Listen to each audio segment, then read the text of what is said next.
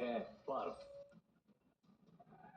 और जब ये कोल्ड एस्फॉल्ट पर बनती है तो उसके साथ अच्छी तरह ब्लेंड हो जाती है और रोड को बना देती है एकदम स्मूथ, स्लिक और डेंजरस।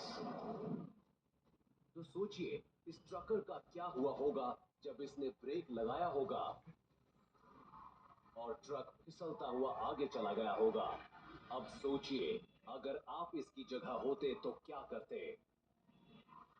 क्या आपको पता है कि इस आइसी स्किड से कैसे बचा जा सकता है? क्या करते आप? ए, ट्रक चलाते रहते और एक्सेलरेट करके दोबारा रोड पर ग्रिप बनाते। बी, धीरे धीरे कांस्टेंट प्रेशर से ब्रेक्स लगाते। या सी, एक्सेलरेटर पर से पैर हटा देते और ट्रक जहां जा रहा है उसे जाने देते। कोई भी फैसला लेने से पहले आपको इन बातों का ध्यान रखना होगा। आप एक 18 व्हीलर चला रहे हैं और अचानक इस पर से आपका कंट्रोल हट जाता है और आप आइस पर स्किड करने लगते हैं। लेकिन ऐसा हुआ कैसे? बर्फ पर फिसलने से कुछ सेकंड्स पहले आपके ट्रक के व्हील्स ने स्टैटिक फ्रिक्शन नाम की एक फोर्स से रोड पर ट्रैक्शन मेंटेन किया हुआ था। ये ग्रिप है जो तब बनती है जब टायर रोड पर चलता है।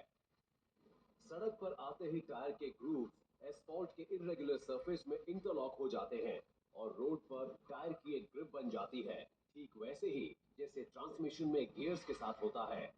लेकिन जैसे ही पहिए बर्फ पर आते हैं तो रोड का रगेड सरफेस स्मूथ हो जाता है और स्टैटिक फ्रिक्शन खत्म हो जाती है और रोड बिल्कुल ऐसी हो जाती है जैसे उस पर ऑयल की लेयर चढ़ा दी गई हो। आपको कुछ करना होगा ताकि आप स्किड ना हो। लेकिन क्या?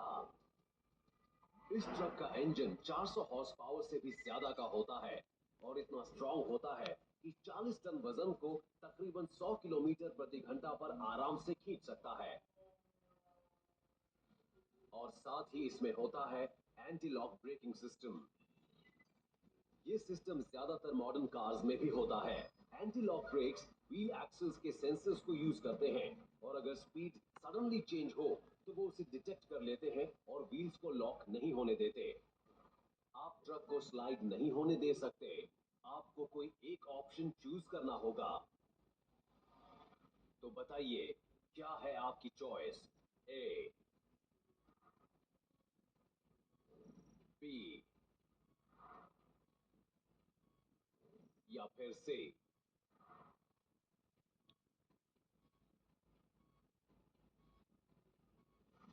तो बताइए क्या करेंगे आप? अगर आपको लग रहा है कि आपको और आगे नहीं जाना चाहिए तो हो सकता है कि आप धीरे धीरे ब्रेक लगाएं ताकि ट्रक रुक जाए। लेकिन बेस्ट कंडीशंस में भी इस तरह का एक फुली लोडेड ट्रक जो तकरीबन 88 किलोमीटर प्रति घंटा की स्पीड पर चल रहा हो वो 100 यार्ड्स दूर जाकर ही रुक पाएगा। और अगर रोड पर बर्फ होगी तो ये दूरी 9 गुना बढ़ सकती है, यानी 11 न्यूयॉर्क सिटी ब्लॉक्स की लंबाई जितना। और वो भी तब जब आपके ब्रेक्स में स्टॉपिंग पावर होगी तो इस बात के चांसेस ज्यादा हैं कि ब्रेक लगाने से बर्फ आपके व्हील्स को कंप्लीटली लॉक कर सकती है और अचानक आपके 18 टायर बिल्कुल आइस हॉकी पक जैसे हो जाएंगे। और अगर आपको लगता है कि आप अपने एंटी लॉक ब्रेक्स पर डिपेंड कर सकते हैं तो एक बार फिर सोच लीजिए। व्हीकल का साइज चाहे जितना भी बड़ा हो, आइस पर यह सेफ्टी भी आपके व्हील्स को लॉक होने से नहीं रोक पाएगी। तो अगर आपने ब्रेक्स लगाए तो आप और भी बड़ी मुसीबत में फंस सकते हैं।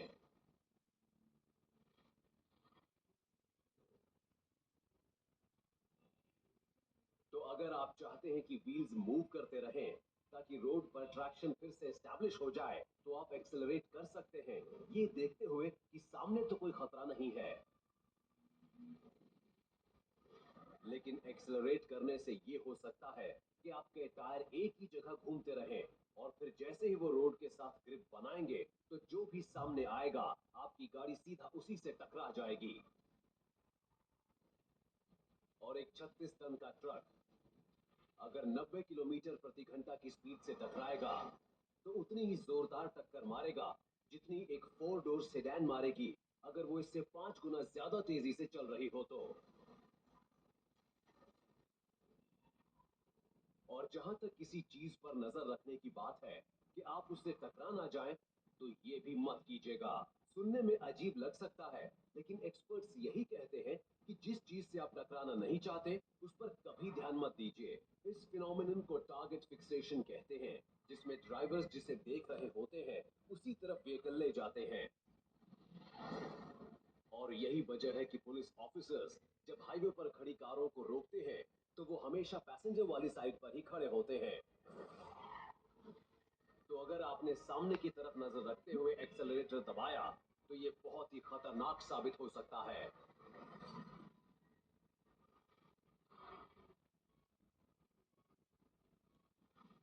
तो क्या करना चाहिए आपको?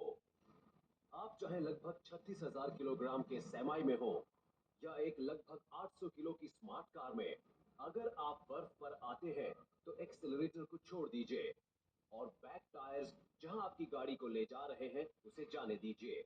एक्सेलरेटर छोड़ने से आपकी स्पीड ऑटोमेटिकली कम हो जाएगी और इससे आप दोबारा व्हीकल को कंट्रोल कर सकेंगे।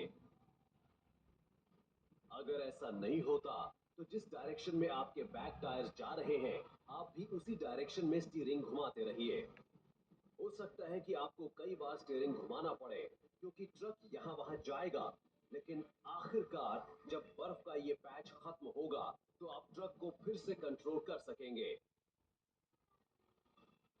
इस ट्रक के ड्राइवर ने इस सिचुएशन को इसी तरह हैंडल किया। वो एक्सेलरेटर से पैर हटाकर व्हील्स को स्टीयर करता रहा जब तक कि ट्रक दोबारा उसके कंट्रोल में नहीं आ गया। तो अगर आप भी सर्दियों में रोड्स के इस नंबर वन किलर बर्फ से बचना चाहते हैं तो वही कीजिए जो इस ड्राइवर ने किया और हर खतरे से बचे रहिए।